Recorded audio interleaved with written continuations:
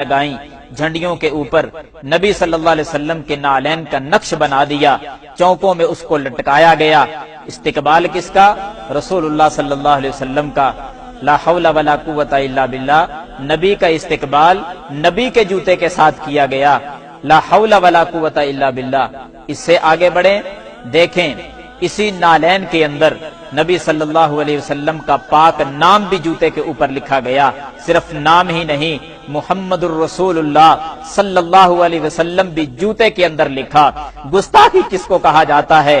حضرات آپ اور آگے بڑھیں، اسی نالین پاک کے اندر نبی صلی اللہ علیہ وسلم کا نام بھی، اللہ کا نام بھی، گستاخی یہاں تک پہنچی بسم اللہ الرحمن الرحیم بھی لکھا گیا، لا الہ الا اللہ محمد الرسول اللہ بھی لکھا گیا۔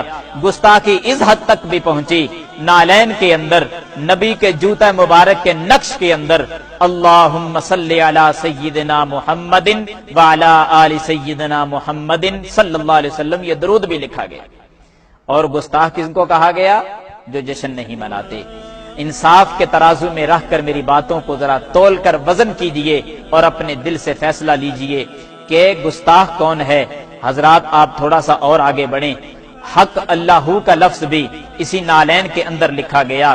گستاخی اس حد تک پہنچی کہ خوشی مناتے مناتے اپنے حواس بھی کھو بیٹھے، گاڑی پر بینر لگائے گئے جس پر الصلاۃ والسلام علیک یا رسول اللہ صلی اللہ علیہ وسلم کا لفظ لکھا گیا۔ جوتے پہن کر اوپر چڑھ گئے اور اسی الفاظ کو، رسول اللہ صلی اللہ علیہ وسلم جیسے پاک الفاظ کو اپنے پاؤں کے نیچے روند ڈالا۔ لا حول ولا قوت الا باللہ۔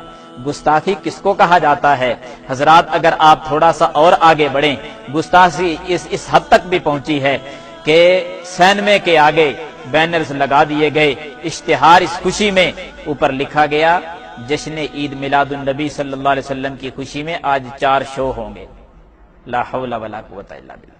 کیک بنائے گئے، نام محمد لکھا گیا، لفظ اللہ لکھا گیا، پھر بڑی بڑی چھری اور چاقوؤں کے ساتھ اس لفظ اللہ کو کاٹ دیا گیا۔ پوچھنا چاہتا ہوں کہ لفظ محمد صلی اللہ علیہ وسلم کو کاٹ کر خود ہی کھایا گیا اور گستاخی کا دھبا کسی اور پہ لگایا گیا۔ حضرات اگر آپ تھوڑا سا اور آگے بڑھیں تو نبی صلی اللہ علیہ وسلم کی گستاخی اس انداز میں بھی کی گئی کہ نبی کا نام لے کر خوشی یوں منائی گئی کہ لوگ ڈانس کرتے ہوئے نظر آئے۔ مرد حضرات گلیوں میں ناچتے ہوئے نظر آ رہے ہیں، اس لیے کہ نبی کا جشن منایا جا رہا ہے۔ نبی کے نام پر بے حیائی کو فروغ کیسے دیا جاتا ہے؟ لڑکیاں ناچنے لگیں۔ اس حد تک یہ گستاخی پہنچی، نبی کا نام استعمال کیا گیا، خوشی کا لفظ بول کر بے حیائی اس قدر بنت حوا کو بے پردہ کر کے چوکوں میں لا کر اس کو ناچ اور ڈانس اس سے کروایا گیا۔ حضرات بنت حوا کی عظمت تو یہ تھی کہ صفا مروہ کی سعی کرتے ہوئے بھی اسلام بنت حوا کو اجازت نہیں دیتا کہ وہ صفا مروہ کے درمیان وہ دوڑنے کی اجازت بھی اسلام نے نہیں دی۔ اس اسلام کے اندر آپ نے کس قدر گستاخی کی کہ بے پردہ عورتوں کو چوکوں میں لا کر اسے ڈانس کروایا گیا۔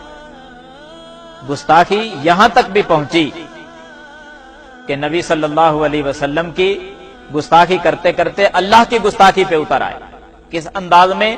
دیکھیں، بیت اللہ نقلی بیت اللہ بنایا گیا، نقلی بیت اللہ بنا کر اور جتنے بھی اولیاء کے دربار ہیں، میزار ہیں، ان کے دربار بنائے گئے اور پھر ایک ریل کی شکل دے کر بیت اللہ جو نقلی بنایا تھا اس کے ارد گرد تمام اولیاء کے میزار بنا کر ان کو گھمایا گیا۔ یہاں تک بینر لگا دیے گئے کہ سوائے ابلیس کے سبھی خوشیاں منا رہے ہیں۔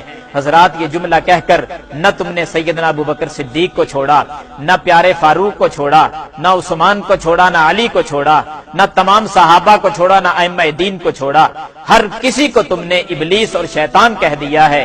گستاخ پھر بھی وہ ٹھہرے جو جشن نہیں مناتے۔ فیصلہ تم نے کرنا ہوگا، انصاف کے ترازو میں رہ کر ذرا وزن کیجئے اور اپنے دل سے حق کا فیصلہ لیجئے کہ گستاخ کون ہے۔